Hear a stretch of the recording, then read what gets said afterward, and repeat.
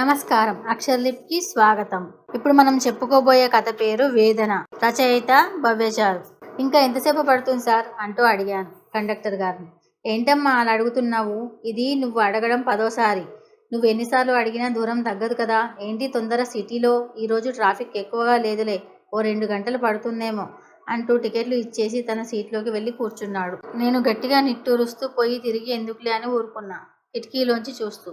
నేను హన్మకొండలోని మా పిన్ని వాళ్ళ ఇంటికి వెళ్ళి తిరిగి వస్తూ హైదరాబాద్కి వెళ్ళడం అయితే బాగానే వెళ్ళాను, కానీ రావడమే ఇదిగో ఇలా అయింది. ఇప్పుడు కూడా వచ్చేదాన్ని కాదు, కానీ ఆఫీసులో అర్జెంట్ మీటింగ్ ఉండడం వల్ల అనుకోకుండా రావాల్సి వచ్చింది. హన్మకొండ నుండి బయలుదేరే సమయం కాకపోతే చిన్న ఊర్లలో ఎక్స్ప్రెస్ ఆగదు, అంతే తేడా. మేము బస్టాండ్కి వచ్చేసరికి ఎక్స్ప్రెస్ పోతుంది. సరేలే, ఇందులో అయితే ఏంటి, కూర్చోవడమే కదా అని ఆర్డినర్లో ఎక్కాను. అయితే అన్ని రకాల మనుషులను చూడొచ్చు, ఒక కొత్త అనుభూతి అని అనుకుంటూనే నాకు ఇష్టం. కిటికీ పక్కన సీటు, దాన్ని వెతుక్కొని కంఫర్ట్గా కూర్చున్నా. ఇంతలో మా పిన్ని వెళ్ళి ఒక మాజా బాటిల్ తెచ్చింది. తాగడానికి నీళ్లున్నాయిగా పిన్ని, ఎందుకు ఇది అన్నాను. పర్లేదులే, నాకు ఇంటికి వెళ్ళడానికి చిల్లర లేదు, అందుకే 500 ఇచ్చి బాటిల్ తెచ్చాను, చిల్లర వచ్చింది, ఇది తాగుతూ వెళ్ళు అంది. సరే అన్నాను. ఇంతలో బస్సు బయలుదేరుతున్నట్టు విజిల్. నేను పిన్నికి బై చెప్పాను. బస్ కదిలింది. పిన్ని కనుమరుగయ్యే వరకు చూస్తూనే ఉన్నాను. నేను ఎప్పుడో చిన్నప్పుడు కలిసాం, ఇదిగో మళ్ళీ ఇన్నేళ్లకు ఇలా కలుసుకున్నాం. అదో పెద్ద కథ. పోనీలే, ఇన్ని రోజులైనా నేను గుర్తొచ్చాను అని అనుకుంటూ ఆనందపడ్డాను. చల్లగాలి రావడంతో టికెట్ తీసుకొని పడుకున్నాను, కిటికీకి తల ఆనించి. అలా ఎంతసేపు గడిచిందో తెలియదు. బస్సు కీచ్ అంటూ ఆగింది.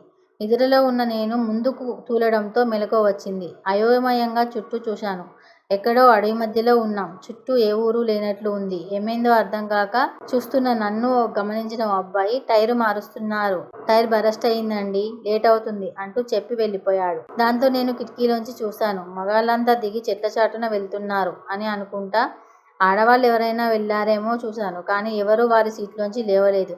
పోనీలే, ఇంకో గంటలో వెళ్తాం అనుకుంటూ దాహం వేయడంతో చేతిలో ఉన్న మజా బాటిల్ తీసుకొని తాగాను. మజా, పైగా మామిడిపళ్ళ రసం కావడంతో నాకు తెలియకుండానే మొత్తం ఖాళీ చేశాను. ఇంతలోనే టైర్ మార్చడంతో మగాళ్ళంతా వచ్చి బస్సు ఎక్కారు. బస్సు మళ్ళీ బయలుదేరింది. హమ్మయ్య అని అనుకుంటూ చల్లని గాలి రావడంతో నేను మళ్ళీ నిద్రలోకి జారుకోబోయాను. కానీ నాకు నిద్ర రాలేదు. ఎందుకంటే ఒకసారి మెలకువ వచ్చాక తిరిగి నిద్ర రావడం కష్టం. ఇక చేసేదేమీ లేక మెల్లిగా బస్సులో ఉన్న వారందరినీ గమనిస్తూ కూర్చున్నాను. గాలిలో తేలి వస్తున్న మాటలు వింటూ కూర్చున్నాను. నా ముందు సీట్లో ఒక కొత్త జంట అనుకుంటా. ఇద్దరు చాలా బాగున్నారు, చిలకా గోరింకల్లా. వారిద్దరిని చూస్తుంటే ఎంతో ముచ్చట వేసింది. వారిద్దరూ ముచ్చట్లు పెట్టుకుంటున్నారు. అతనేదో చెప్తూ ఉంటే ఆ అమ్మాయి నవ్వుతూ వింటుంది. ఏం మాట్లాడుకుంటున్నారో కాస్త విందామని అటువైపు వేశాను చెవి. కానీ అస్సలు వినిపించడం లేదు. అంత మెల్లగా వాళ్ళు మాట్లాడుకుంటూ ఉన్నారు. నాకు కాస్త లిప్ రీడింగ్ తెలుసు, దాంతో కొంచెం అర్థమైంది. కానీ కొత్త దంపుల మధ్య నేనెందుకు అని అనుకుంటూ వారి నుండి వేరే వాళ్ళని చూడడంలో చూపులు పక్కకి తిప్పాను. చుట్టూ చెట్లు, చల్లగా ఉంది. ఈ ఎండాకాలంలో ఇలా చల్లగా దొరకడం ఎంత అదృష్టం. పల్లెటూరులో ఉన్న వాళ్ళు ఎంత అదృష్టవంతులో అని అనిపించింది. బస్సు వెళ్తూనే ఉంది గమ్యం వైపు. నేను పల్లెలో పుట్టిన, పట్నంలో బ్రతకడానికి వచ్చిన వలస జీవుణ్ణి.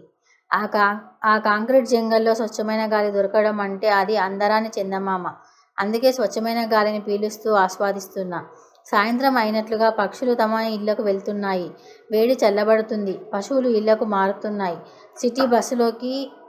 బస్సు సిటీలోకి ఎంటర్ అవుతున్నట్లు అనిపించి చుట్టూ చూశాను. అవును, బస్సు సిటీలోకి ఎంటర్ అయింది. ఉప్పల్ దాటుతుంది. ఆ రోజు ఎవరో మంత్రి వస్తున్నారనుకుంటా, దారి మళ్లించారు అనే మాటలు వినిపించాయి. కానీ ఇంతలోనే ఇది మొదలైంది. బస్సు రోడ్డు మధ్యలో ఉంది. చుట్టూ ఇలాంటి బస్సులు, కార్లు, బైకులు హారన్ కొడుతున్నాయి. ట్రాఫిక్ జామ్ అయింది. ఎంతమంది జనాలు ఎక్కడి నుండి వస్తున్నారు. రోడ్లు కూడా సరిపోవడం లేదు. ఫ్లైఓవర్స్, ట్రైన్స్ కూడా సరిపోవడం లేదు. ఎవరికి ఎన్ని మార్గాలు, ఎన్ని వసతులు చేసినా అన్నిట్లోనూ జనమే. ఎటు చూసినా జనమే, ఎక్కడ ఉన్నా జనమే. జనం కాలు పెట్టడానికి కూడా చోటు లేనంతగా మమేకమయ్యారు. ఒక చోటు అంటూ ఏమీ లేదు. ఎత్తైన కట్టడాలు ఉన్నా, చిన్న ఇండ్లు ఉన్నా ఉన్నట్టే.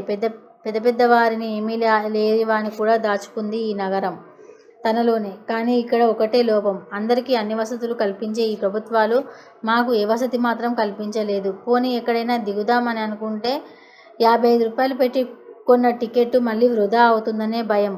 అసలు విషయం ఏంటంటే, నాకు హైదరాబాద్లో నా ఆఫీసు, ఇల్లు తప్ప వేరే రోడ్లు, వేరే బస్సులు తెలియవు. అందుకే ఎక్కడా దిగలేదు. పైగా ఈ బస్సు స్టాప్ మా ఇంటి దగ్గరే కావడంతో దాన్ని విడిచిపెట్టలేను. పోనీ బస్సు ఏదైనా బస్టాండ్లోకి వెళ్తుందేమో, అక్కడ చూడొచ్చు అని అనుకుంటే అది కూడా లేదు. బస్సు బస్టాప్లోకి వెళ్ళడం లేదు. అసలు బస్టాప్ వెళ్ళడానికి నాకు బస్టాప్ కనిపించలేదు. రోడ్డుపైకి రావడం, పైగా ఇది జిల్లా బస్సు కాబట్టి ఆ గొడవ లేదు. లేకపోతే అమ్మ బాబోయ్, ఈ మాత్రం కూడా వచ్చేది కాదు. అయినా అటు ఇటు చూస్తూ సిటీలోని ప్రజలందరినీ గమనిస్తూ నా వేదనని, బాధని కాస్త మర్చిపోగలుగుతున్నాను. ఇంత అభివృద్ధి చెందిన నగరం, అందమైన నగరం, సుందర నగరం, పెద్ద పెద్ద ఉద్యానవనాలు, పిల్లల కోసం మ్యూజియంలు, స్కూల్స్, ఆట స్థలాలు, షాపింగ్ మాల్స్, హాస్పిటల్స్, ఇలా ఏదంటే అది. ఎందుకంటే అందరికీ అన్నీ కావాలి. అలాంటి వసతులు ఎన్నో ఉన్న ఈ నగరంలో అన్ని రాష్ట్రాల వారు ఈ నగరానికి వచ్చి బతుకుతున్నారు అనే నిజాన్ని చెప్పిన నగరం. అందమైన రహదారులే కాదు, నగరం అందమైన బిల్డింగులే కాదు, మురికివాడలు కూడా ఉన్నాయని నిరూపించిన ఈ నగరంలో ఎక్కడ పడితే అక్కడ ఫాస్ట్ ఫుడ్ సెంటర్లు, టిఫిన్ సెంటర్లు పెట్టుకోమనే మన ప్రభుత్వం, మగాళ్ళ కోసం అడుగడుగుకి మందు షాపులు, బెల్ట్ షాపులు ఏర్పాటు చేసిన ప్రభుత్వం, ఆడవారికి మాత్రం ఒక్కటంటే ఒక్కటి సులభ్ కాంప్లెక్స్ కట్టించి ఉంటే ఎంత బాగుండేది. ఈరోజు ఉద్యోగాలు చేసే ఉద్యోగిని ఫ్యాక్టరీలకు వెళ్ళే వారంతా ఇంటికి వచ్చే వరకు కడుపులో పెట్టుకొని రావాల్సిందే. 10-20 కిలోమీటర్ల దూరం వెళ్ళిన వారంతా దారిలో ఎక్కడ ఏ వసతులు లేక షాపింగ్ కాంప్లెక్స్లోకి వెళ్ళలేక ఇబ్బందులు పడాల్సిందే. ఎలక్షన్లప్పుడు మీటింగ్లలోనూ ఆడవాళ్ళకి సమానత్వం, మహిళా సాధికారత అంటూ ఉపన్యాసాలు ఇచ్చే ఈ నాయకులంతా ఆడవాళ్ళ కోసం ఈ ఒక్క పని చేయలేకపోతున్నారు. ఎవరైనా ఎలక్షన్ అప్పుడు ఈ ఒక్క పని చేసి ఉంటే మహిళలంతా వారికి నీరాజనం పట్టేవారు. ఇలాంటి ఇబ్బందులతోనే సంవత్సరానికి ఎంతోమంది మహిళలు చనిపోతున్నారు అంటే అతిశయోక్తి కాదు. ఈ సమస్యకు పరిష్కారం ఎక్కడుంది? అభివృద్ధి ఎక్కడుంది? మహిళా సాధికారత ఎక్కడుంది? మహిళా సమానత్వం? ఈ విషయాన్ని గురించి అందరితో మాట్లాడాలి, అందరితో చైతన్యం తీసుకురావాలి, అందరూ ఈ సమస్య గురించి మాట్లాడాలి అని అనుకుంటూనే నేను ఎలాగో అపసొపాలు పడుతూ ఇంటికి చేరాను. ఎవరు పలకరిస్తున్నా మాట్లాడకుండా బాత్రూంలోకి వెళ్ళి నా కడుపు ఉబ్బరాన్ని దించుకున్నాను. ఇప్పటి వరకు ఈ సమస్యకు ఏదో పరిష్కారం చేసుకోవాలనుకున్న నేను బాత్రూంలోనే ఆ విషయాన్ని మర్చిపోయి నా వారితో ముచ్చట్లలో పడ్డాను. అదండి సంగతి. ఇలాగే చాలామంది ఉపన్యాసాల వరకే పరిమితం తప్ప ఏ ఒక్కరూ సమస్యను పట్టించుకోరు. మీకు అర్థమైందనే అనుకుంటున్నాను. నేను దేని గురించి చెప్తున్నాను అదేనండి, మహిళలు మూత్రం ఎక్కడ పోయాలి అనే దాని గురించే మాట్లాడాను. నా ఈ వేదన మీకు అర్థమైతే కథకి లైక్ చేయండి, షేర్ చేయండి. అలాగే మా ఛానల్ సబ్స్క్రైబ్ చేసి పక్కనే ఉన్న బెల్ గంటని యాక్టివేట్ చేయడం అసలు మర్చిపోవద్దు. ధన్యవాదాలు.